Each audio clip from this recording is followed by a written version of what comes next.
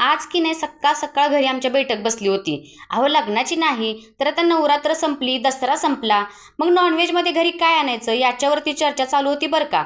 दुसऱ्या कोणत्याही विषयावरती मतं जुळो किंवा न जुळो, पण नॉनव्हेज हा असा विषय आहे की सर्वांचे एकमत हे होते आणि सगळेजण एकत्र पण येतात. म्हणून आज आमच्या घरी चिकन आणि वजडी आणायची ठरली होती बरं का. तर आज मी तुम्हाला सोलापुरी पद्धतीची झणझणीत वजडी कशी बनवायची ते सांगणार आहे. तर पहिल्यांदा वजडी गरम पाण्याने 3 ते 4 वेळा स्वच्छ धुवून घ्यायची. हाताने अगदी चोळून चोळून वजडीतील घाण पाणी आणि वास पूर्णपणे निघेपर्यंत वजडी आपल्याला स्वच्छ धुवायची आहे. तुम्हाला खरं सांगू का, वजडी बनवायला खूप सोपी आहे, पण धुण्याचा मात्र खूप त्रास आहे बरं का. त्यानंतर आपण मसाला तयार करून घेऊया.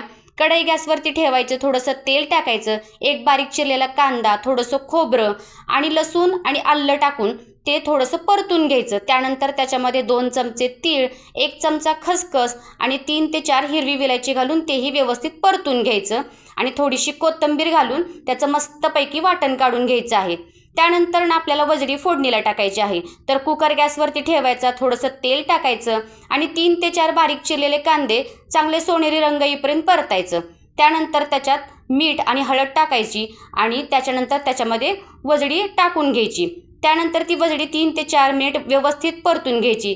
3 ते 4 मिनिटानंतर त्या वजडीला मिठामुळं खूप जास्त पाणी सुटतं, त्याच्यामुळं गरम पाणी आपल्याला थोडंसंच घालावं लागतं. त्यानंतर कुकरच्या 3 ते 4 शिट्ट्या काढून घ्यायच्या. 4 शिट्ट्यामध्ये ही वजडी अगदी शिजून व्यवस्थित तयार होते, तुम्हाला इथे दाखवल्याप्रमाणे. त्यानंतर वजडीला फोडणी घालून घेऊया.